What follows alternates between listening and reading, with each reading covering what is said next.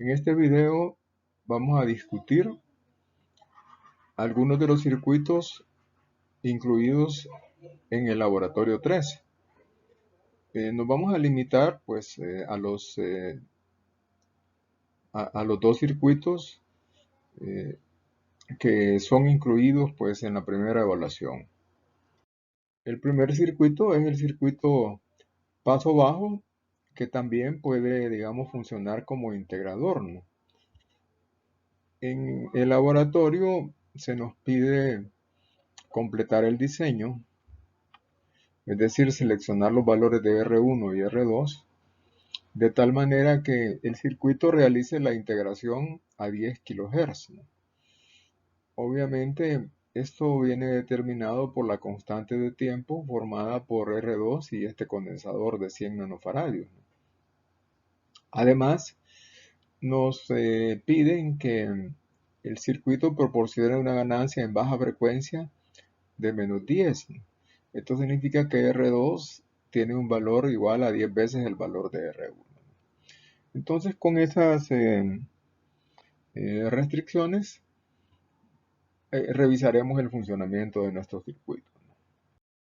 En primer lugar, eh, una red paso bajo eh, tiene, digamos, un trazo de magnitud de la respuesta en frecuencia eh, de esta forma, ¿no? En este caso, digamos, la frecuencia de menos 3 decibelios es 1 kHz, ya que una red paso bajo con una frecuencia eh, de menos 3 decibelios de 1 kHz eh, funciona como integrador a partir de 10 veces el valor de la frecuencia de menos 3 decibelios, es decir, a partir de 10 kHz este circuito ya me produciría una respuesta como integrador, ¿no? Hay que recordar pues que este circuito solo tiene un condensador, por lo tanto su respuesta a paso bajo es tal pues que a partir de la frecuencia de menos 3 decibelios, que está asociada a un polo, eh, la ganancia disminuye 20 decibelios por década, ¿no? ¿Ya? Además, digamos, la respuesta del integrador ideal, digamos, tiene esta característica a diferencia de la respuesta a paso bajo, ¿no? ¿Ya? En este caso, con las especificaciones del circuito, la ganancia en baja frecuencia es de 10, es decir, 20 decibelios.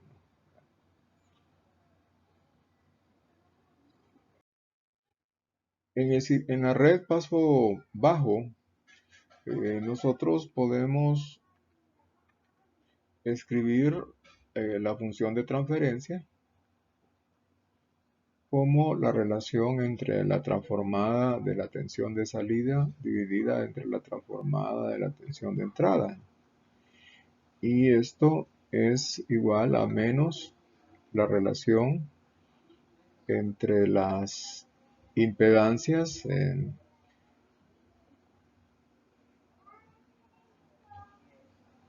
que forman el circuito, siendo, digamos, esta impedancia Z2 y esta que está acá es nuestra impedancia Z1. Si nosotros planteamos de esta forma general, digamos, no hay ningún problema a la hora pues, de tener una eh, forma diferente de circuito, pero en este caso para la red paso bajo pues se nos antoja pues así, ¿verdad? Pero hay que decir, ¿verdad? Que esto también es igual a la relación inversa de las admitancias, ¿no? ¿Ya? Y quizás por la forma de Z2, pues es más fácil escribir Y2, ¿no? Todo esto quiere decir que nuestro circuito eh, Y1 sería 1 entre R1, mientras que Y2 es SC más 1 entre R2, ¿no? Y esto lo podemos simplificar, digamos, multiplicando arriba y abajo por R2, ¿no? Y esto nos da R2 entre R1 dividido entre SC R2 más 1, ¿no? Y aquí podemos reconocer, digamos que R2 entre R1 es la ganancia en DC.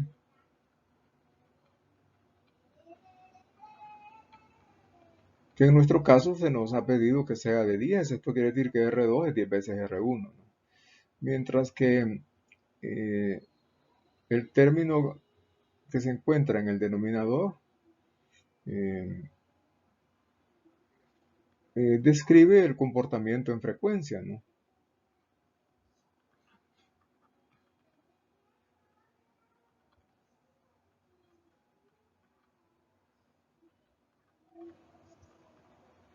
El comportamiento en frecuencia, ¿no? Entonces la constante de tiempo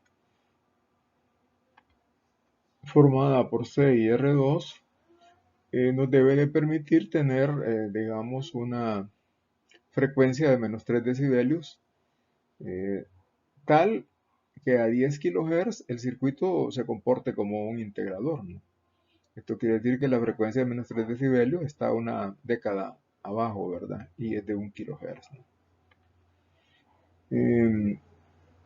Finalmente, si se nos pide, digamos, evaluar la magnitud y la fase, pues hay que hacer una, digamos, una simplificación y podemos hacer la variable compleja S, la hacemos igual a J omega, ¿no?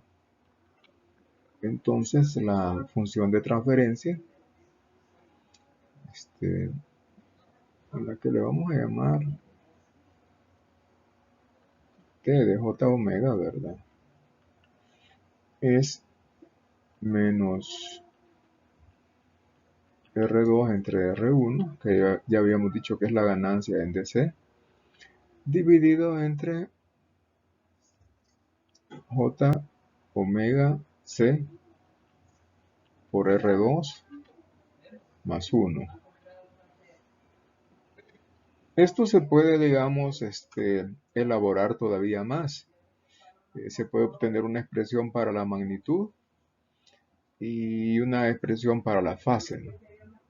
Pero de momento, para no obscurecer el análisis, pues nos quedamos hasta acá. Y, y vamos a concentrarnos en la selección de los valores de los elementos que, digamos, que permiten eh, obtener el comportamiento especificado.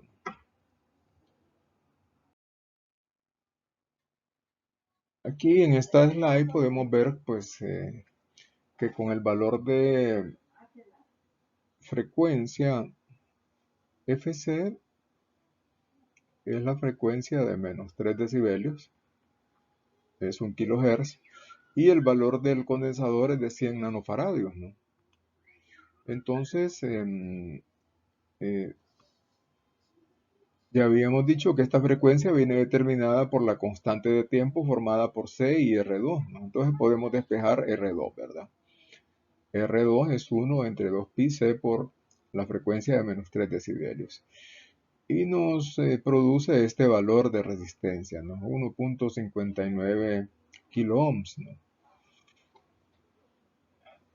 Además, para una ganancia de 10, R1 tiene que ser, eh, bueno, viene dado pues por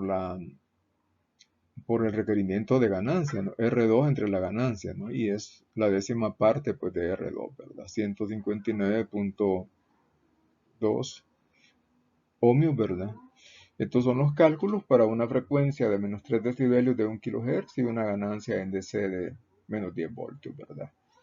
Pues para funcionar como integrador a 10 kHz, pues la frecuencia de menos 3 decibelios debe estar al menos una década por debajo.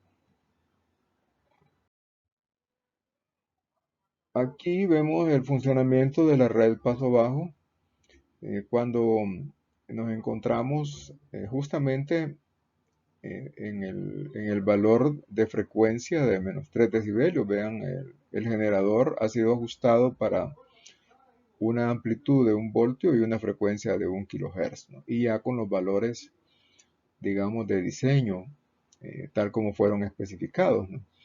Entonces podemos ver pues que la ganancia en DC es de 10, pero en esta frecuencia, que es justamente la frecuencia de menos 3 decibelios, vean, la ganancia ha caído 3 decibelios por debajo de la ganancia de 10, ya que la tensión de salida, digamos, es 7 voltios aproximadamente, ¿no? Quiere decir que hay una ganancia de 7, ya que la tensión de entrada tiene una amplitud de 1 voltio, ¿no? ¿Ya? Entonces 7 voltios, bueno, una ganancia de 7 representa una caída de 3 decibelios respecto a la ganancia eh, de 10, que es la que tenemos en DC, ¿no? Aquí podemos ver los trazos de magnitud y de fase de nuestro amplificador, ¿no? Entonces vemos que, digamos, el trazo de magnitud, aquí hemos marcado aproximadamente 3 decibelios de caída, ¿verdad? Para indicar que en 1 kHz, vean, la ganancia cae 3 decibelios, ¿verdad? 3 decibelios equivale a multiplicar el valor absoluto por 0.707, ¿verdad? O a dividir entre raíz de 2, ¿verdad? Además, el amplificador, digamos, en baja frecuencia tiene un desfase de 180 grados, ¿no? Y en la frecuencia de menos 3 decibelios, vean que el desfase cambia a 45 grados, ¿verdad? Esa es otra forma popular, ¿verdad? Digamos, de determinar la frecuencia, digamos, límite del ancho de banda de una red, ¿no? Ya, midiendo la fase, que cambia 45 grados respecto a la fase que teníamos en baja frecuencia, que es de 180 grados, ¿verdad? O viendo cuánto cambia la ganancia, ¿verdad? Obviamente, digamos, esto es fácil de decir si lo que estamos usando es un simulador, ¿verdad? En el laboratorio, sí hay que trabajar un poco más para poder medir estos resultados. Aquí probamos la red paso bajo. eh, Vean, ajustando la entrada, que es una onda cuadrada, ¿no? Eh, a, a 10 kHz. El periodo es 100 microsegundos, ¿no? ¿Ya? Y esto es justamente una década por arriba de la frecuencia de menos 3 decibelios. Entonces, vemos que la respuesta, esta onda triangular es la salida, ¿verdad? Es aproximadamente menos el integral de la entrada, ¿no? Ya podemos escribir, ¿verdad? Si esto es Bin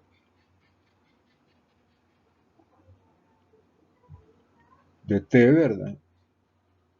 Entonces, esto que está acá, ¿verdad? Es menos aproximadamente, ¿verdad? R2 entre R1 por el integral de la entrada, ¿verdad? Obviamente, pues esto es, digamos, una forma simplificada de escribirlo, ¿verdad? ¿Ya? Eh, Aproximadamente, ¿verdad? ¿Ya? Siendo estrictos, el condensador tendría que aparecer también acá, ¿no? ¿Ya? ¿Sí? Pero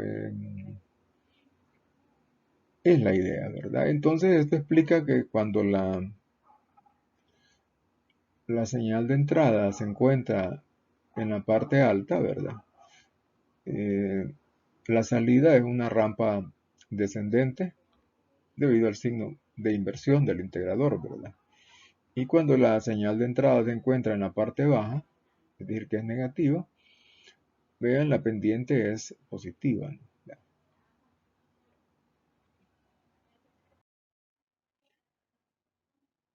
Para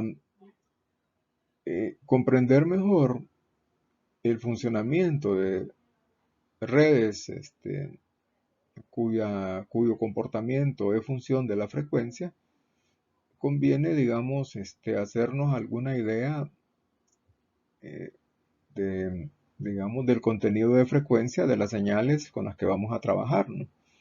Entonces, por ejemplo, aquí tenemos una onda cuadrada. Esta figura viene pues del texto de Cedra, ¿verdad? Se encuentra en el capítulo 1 de la quinta edición y es una onda cuadrada, vean, con simétrica, ¿verdad? Que la, digamos, la mitad del tiempo pasa en más b y la mitad del tiempo pasa en menos b, ¿verdad? ¿Ya? Y tiene un periodo t. Entonces, esta señal, digamos, nosotros podemos decir, ¿verdad? Que la frecuencia es el inverso del periodo, ¿no? ¿Ya? Y esto nos va a servir para entender lo que aparece abajo, ¿no? Digamos, la figura que se demuestra en la parte inferior es el espectro de frecuencias de la onda cuadrada, ¿no? Entonces, podemos ver pues que la, la frecuencia en Hertz, ¿verdad? F sub 0, este, viene dada por el periodo de la señal, ¿ya? Y el espectro de frecuencias eh, tiene componentes de, de frecuencias, digamos, que comienzan con la fundamental, ¿no? F sub 0, entonces pi, F sub 0, ¿no? Siendo pues F sub 0 1 entre el periodo, ¿no? ¿Ya? Y luego vemos de que hay múltiplos enteros de la frecuencia fundamental, pero solo los múltiplos impares, ¿no? ¿Ya?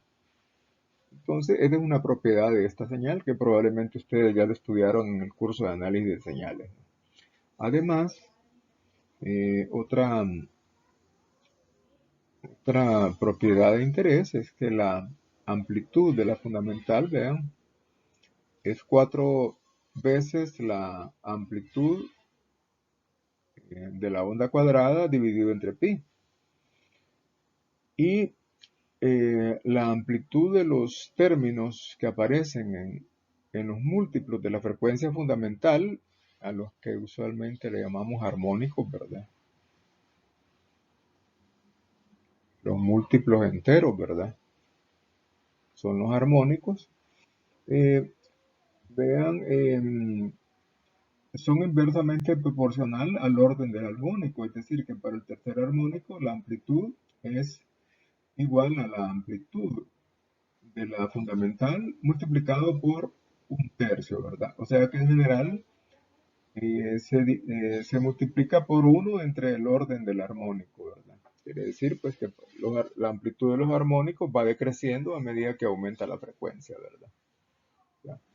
Entonces, si nosotros en un circuito quisiéramos que una onda cuadrada, eh, al pasar por el circuito, a la salida pues sigue siendo cuadrada, eh, todos estos términos deberían de poder pasar sin mayor atenuación, ¿no? ¿Ya? Ahora, de no ser así, Por ejemplo, si solo pasa la fundamental y no pasan, digamos, los términos restantes del espectro, ¿verdad? Entonces, lo que hay que, digamos, entender, pues, que cada barra representa una sinusoidal, ¿verdad? La teoría de Fourier lo que nos dice es que esta onda cuadrada se puede reconstruir eh, como la suma de estos términos, ¿verdad? Que son sinusoidales a frecuencias diferentes, ¿verdad? Obviamente también hay un elemento de fase en esta definición de Fourier, pero por de pronto, pues veámoslo así, ¿verdad? Entonces, digamos, si una red dejara pasar solo, sin atenuación, solo la fundamental, la salida sería aproximadamente sinusoidal. ¿Ya? En la medida en que eso no es así, pues vamos a observar diferentes señales a la salida de una red paso bajo, ¿no? Aplicando esta señal, que es una buena señal de prueba, ¿no? Aquí está lo que estábamos intentando ilustrar así un poco en el aire, ¿no? Por ejemplo, eh, ya que nuestra frecuencia de corte es 1 kHz, si nosotros quisiéramos que una señal dada pase pues en atenuación, entonces por lo menos los primeros 9 términos deberían de estar contenidos dentro de la banda de paso pues de la red, en este caso paso bajo, ¿no? ¿Ya? A esta, digamos, a este rango de frecuencias que una red paso bajo permite pasar, se le llama banda de paso, ¿no? Y llega hasta acá. Y lo que comienza precisamente en la frecuencia de menos 3 decibelios es la banda de rechazo. Es decir, son frecuencias que si le aplicamos señales de frecuencias que a partir de este punto, vean, la red las va a atenuar, ¿no? Entonces, en este caso, si la señal de prueba que aplicamos es imaginémonos, ¿verdad? Esto equivale a 100 Hz. Si esto equivale a 100 Hz, entonces una señal de 100 Hz más o menos podría pasar eh, entera, pues, es decir, sin mayor atenuación, ¿verdad? Ya. Lo que tenemos en este caso es una, una señal de prueba eh, cuya frecuencia fundamental y los primeros 9 términos de la serie de Fourier que la representa se encuentran dentro de la banda de paso eh, que la red de paso bajo permite que pasen. De manera que podemos ver pues que para una entrada en la onda cuadrada pues, con una amplitud de 1 voltio, ¿ya? La salida es aproximadamente cuadrada, ¿no? ¿Ya? Obviamente, pues vemos que hay, digamos, una desviación de la forma de onda cuadrada original, pues, pero eso es inevitable, ¿no? Ya que digamos, no todos los términos de la serie logran pasar, digamos, a través de esta red.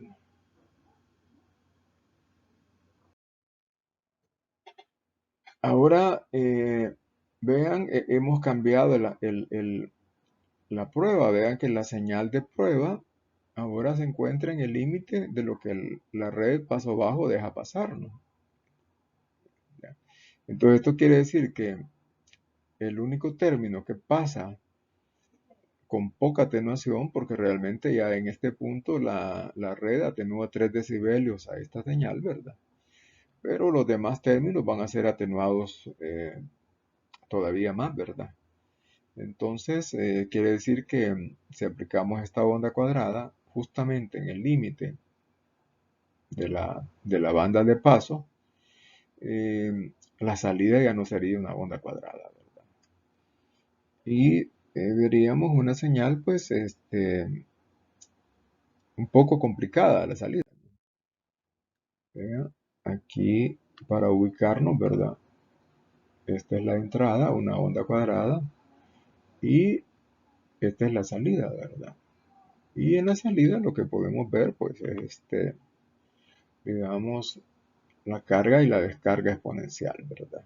Digamos que cuando uno estudia, digamos, electrónica desde el punto de vista técnico, así como lo enseñan en los tecnológicos, pues todo lo explican a uno con cargas y descargas de condensadores, ¿verdad? Pero el análisis de señales nos da una forma más poderosa de entender lo que está pasando, ¿verdad?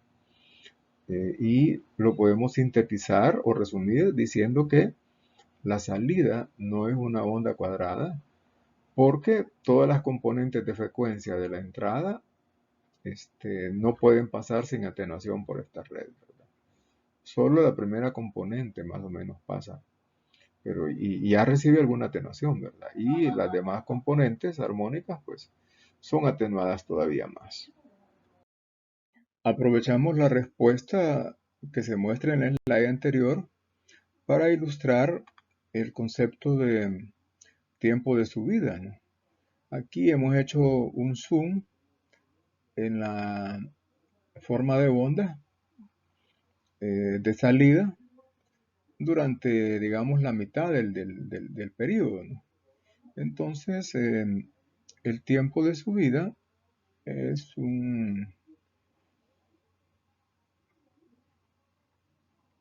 digamos, es un concepto muy útil y por esa razón la mayoría de osciloscopios analógicos o digitales incluyen, digamos, algunos controles para poder observarlo, ¿no? El tiempo de subida es el tiempo que la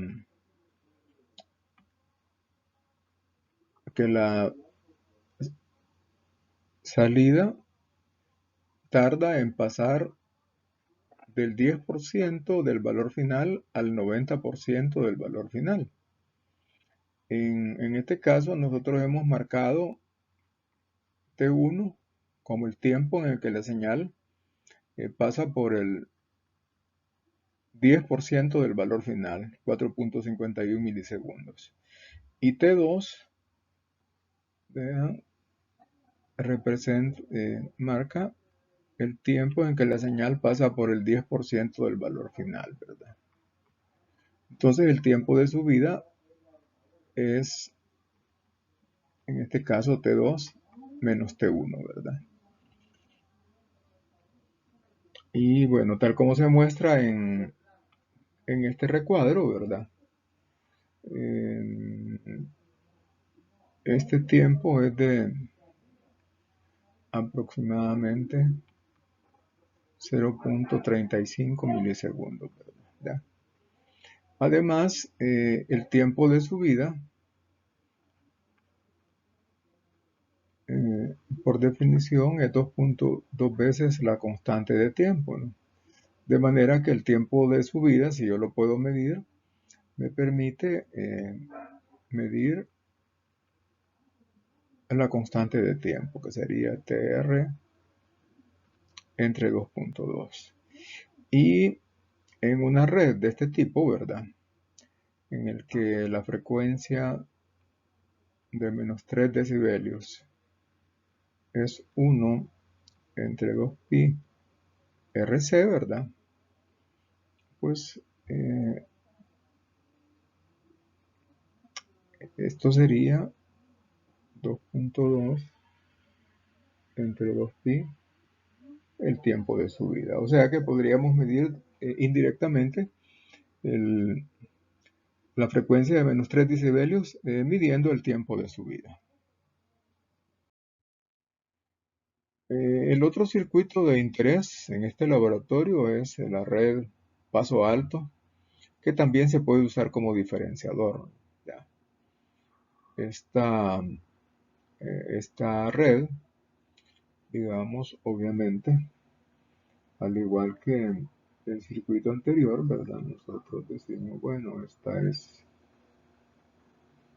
Z2, ¿verdad? Y esta es Z1. Vean que en esta red sí tiene más cuenta trabajar directamente con admitancias, ¿verdad? Vamos a definir la función de transferencia o de transmisión como la relación entre las transformadas, ¿verdad? Y esto sería menos, en este caso, ¿verdad? Z2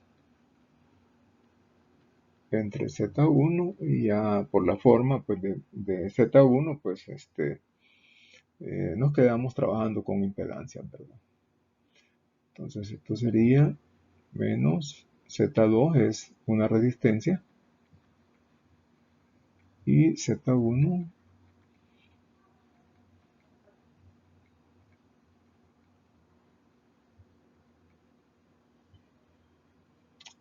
es la suma de estos dos términos, ¿verdad? Es un circuito serie de una resistencia y un condensador, ¿verdad? Y podemos multiplicar arriba y abajo por SC, y esto nos quedaría SC por R2, y abajo nos quedaría SC R1 más 1, ¿verdad? Vean que S, aunque digamos es la variable compleja, ¿verdad? Pero representa la frecuencia, ¿no? ¿Ya? Nosotros, si S vale 0, es decir, eso es en DC, eh, la, la salida es 0, ¿no? Básicamente porque este condensador no deja pasar DC. Y eso aparece aquí en el numerador, ¿verdad? ¿Ya? Aquí en la expresión original no se ve tan claro, ¿no? Pero aquí sí, ¿ya?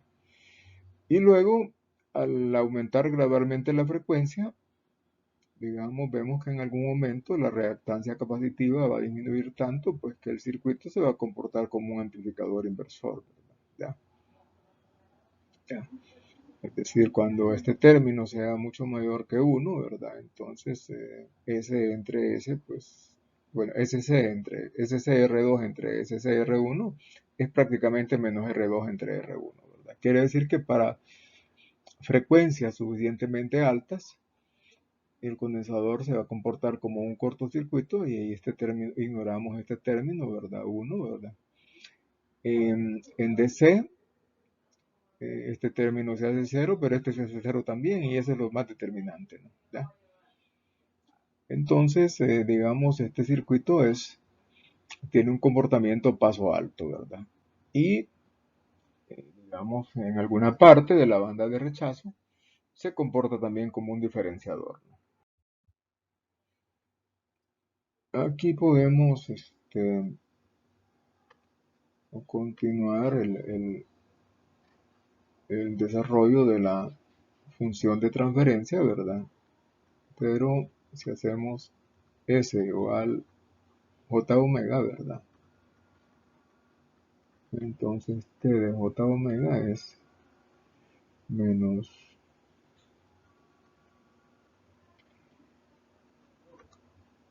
J omega C por R2 entre J omega C por R1 más 1, ¿verdad? Y entonces, tal como explicábamos en la slide anterior, pues digamos, para en DC,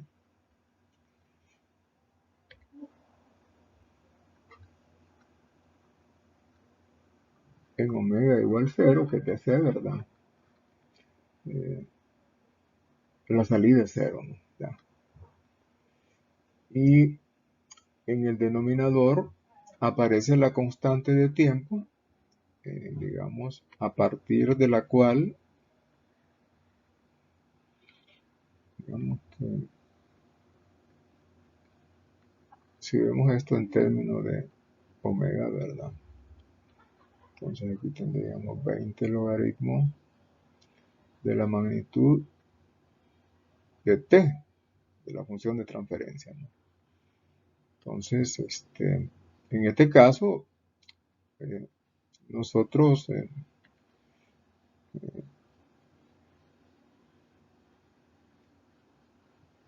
vemos que el circuito tiende a comportarse de esta manera, ¿verdad? Es decir, que la frecuencia de menos 3 decibelios, que en este caso es la frecuencia en la que inicia la banda de paso, ¿verdad?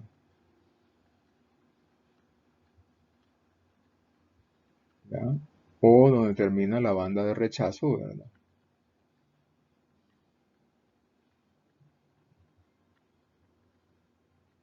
¿Ya?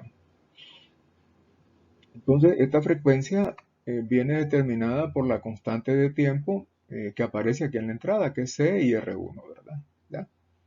¿Ya? Lo que está en el numerador, pues simplemente me permite ver por qué no pasa el de C, ¿no? Pero lo que aparece en el denominador me determina este punto, ¿no? ¿Ya? ¿Ya?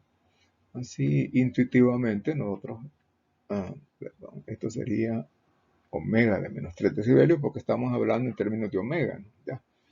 Entonces, esta sería la omega de menos 3 decibelios. Vamos a escribirlo correctamente, ¿verdad? Ahí está, ¿verdad? Entonces, la omega de menos 3 decibelios, vean, eh,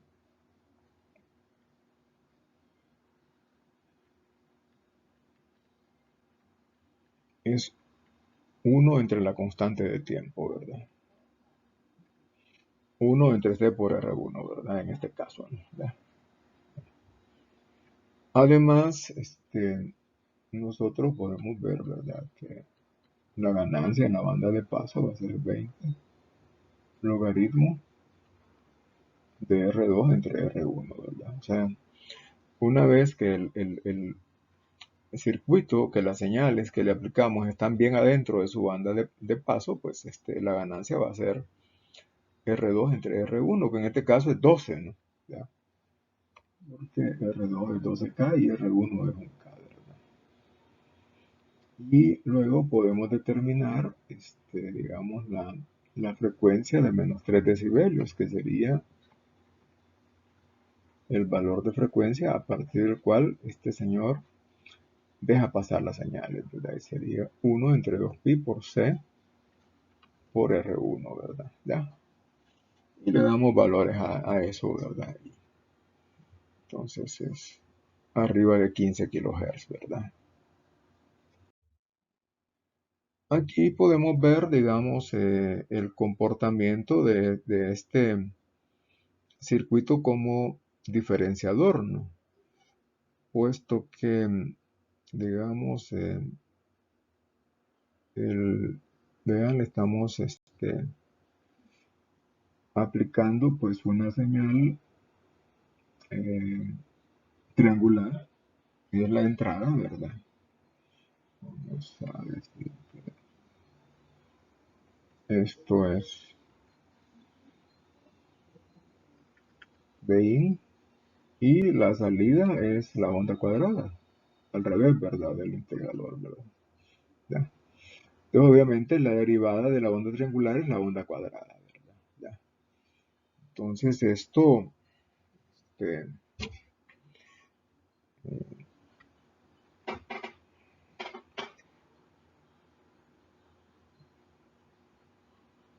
este es un circuito que tiene una estabilidad precaria, ¿verdad? Digamos que en este caso nosotros lo estamos ilustrando su aplicación como diferenciador, ¿verdad? Eh, es decir, es un circuito que hace la operación de cálculo de derivar la señal, ¿verdad? Sacar la derivada. La salida es la derivada de la entrada, ¿ya? Pero, digamos, digamos, conlleva ciertos riesgos de estabilidad. Este circuito pues no es muy, digamos, muy popular. Y yo les comenté en clase pues que, digamos, una de las aplicaciones originales de los amplificadores operacionales era eh, como bloque de diseño fundamental para las así llamadas computadoras analógicas, que eran computadoras en las que se resolvían ecuaciones íntegro diferenciales, ¿verdad? Armando el circuito con, digamos, que resolvía dicha ecuación, ¿no? Pero obviamente las ecuaciones pueden llevar derivadas, ¿verdad? Pero matemáticamente los programadores reescribían las ecuaciones de manera que solo llevaran, o sea, que solo llevaran integrales, ¿verdad? Sumas, cambios de signo, pero que no llevaran derivadas, porque los circuitos este, que hacen esta función pueden ser inestables, ¿verdad? Aquí están los cálculos, ¿verdad? Vean que la frecuencia de menos 3 decibelios, que en este caso se identifica como FL, ¿verdad? Esta es la frecuencia de menos 3 decibelios, solo que en este caso, esta frecuencia es la frecuencia a partir de la cual el circuito deja pasar eh, señales, ¿verdad?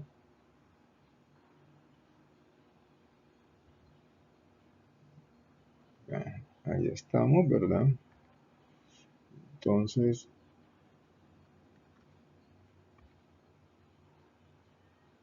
FL es 15.9 kilohertz, ¿verdad? Es decir, con los valores de R1 y C1, que son los que están involucrados en la constante de tiempo, que aparece en el denominador de la función de transferencia, pues obtenemos ese valor para FL, 15.9 kHz. La frecuencia de la señal de prueba está una década abajo, ¿no? Vean, la prueba que hicimos del circuito como diferenciador la hacemos una década abajo, es decir, eh, hacemos la prueba este, acá, ¿verdad? En FO, que es 10 veces más pequeña que FL, ¿verdad? Es decir, una década abajo, ¿verdad? ¿Ya? Entonces, para frecuencias iguales o menores a FO, es decir, porque está una década abajo, podemos ocupar como eh, diferenciador, ¿verdad? ¿Ya? Y en general el circuito se comporta como una red paso bajo, ¿verdad? ¿Ya?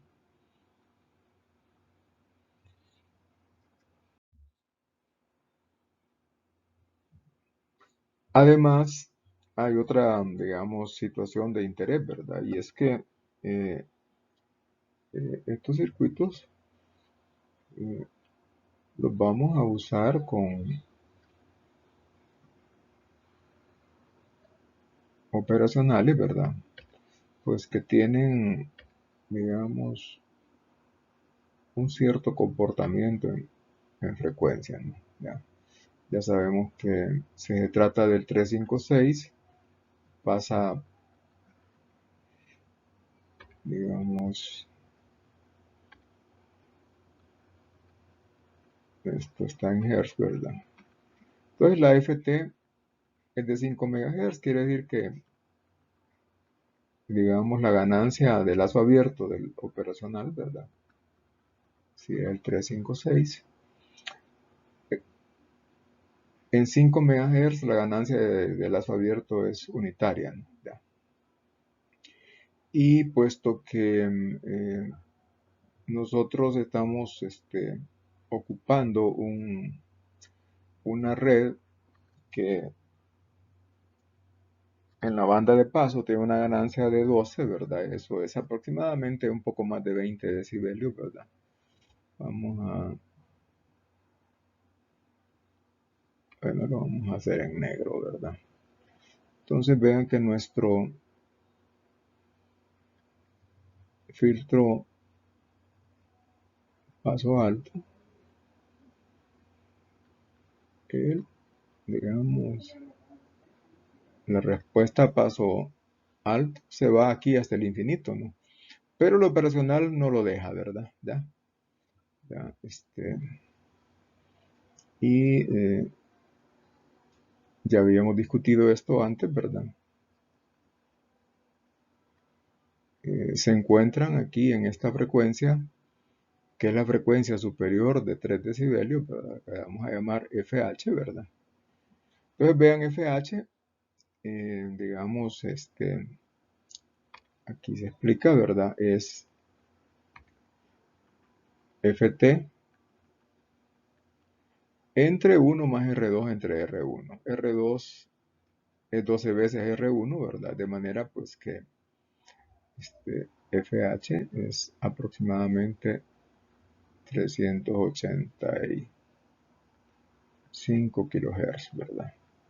Entonces quiere decir que nosotros, la respuesta que esperamos de este circuito, ¿verdad? Vean, es la del paso alto ideal, pero hasta este punto. Y aquí el operacional dice momento, hasta aquí llega, ¿verdad? Y bueno, entonces quiere decir que este trazo, eso, hasta ahí llega, ¿verdad? Hasta ahí llega. Entonces, en realidad, la respuesta paso alto está limitada por digamos, por la respuesta del lazo abierto del operacional, ¿verdad? Entonces, aquí hay que decir que este es la respuesta en frecuencia, lazo abierto, ¿verdad? En frecuencia del LF356. Y este trazo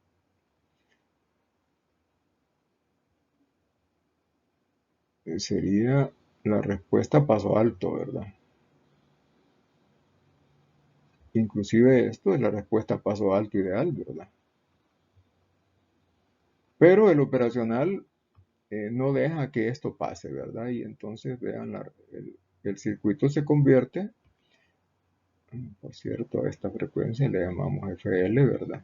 Es la frecuencia inferior de menos 3 decibelios y FH es la frecuencia superior de menos 3 decibelios.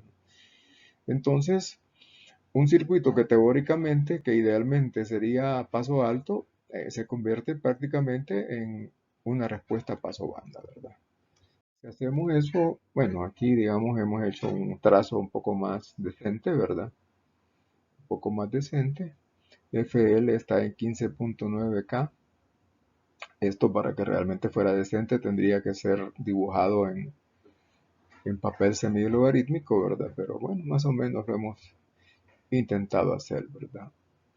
Vean que una ganancia de 12 equivale a 21.6 decibelios, ¿verdad? Y aquí viene la respuesta del 356. Entonces, vean, esto es una respuesta paso banda prácticamente, ¿verdad? Ya.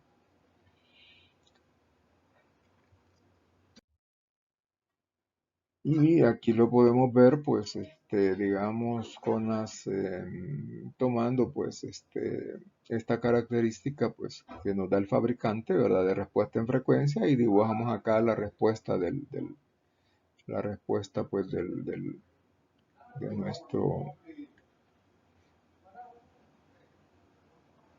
nuestro circuito paso alto, ¿verdad?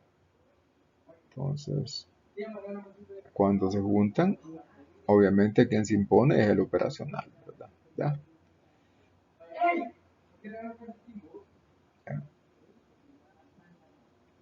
Por otra parte, la primera respuesta, la paso bajo, vean, no resulta afectada por la respuesta en frecuencia del operacional. Esta es la respuesta paso bajo, ¿verdad? Entonces vean, nunca se cruzan, ¿verdad? Entonces, digamos que la red se comporta, digamos, en, en términos de su respuesta en frecuencia, se comporta idealmente, ¿verdad? Porque no se cruzan, ¿verdad? Se cruzarían si nosotros diseñáramos un valor de frecuencia pues, que fuera más allá de lo que lo personal permite, teóricamente, ¿verdad? Pero eso tiene poco sentido práctico, ¿verdad? Nosotros diseñamos por debajo del DFT, ¿verdad?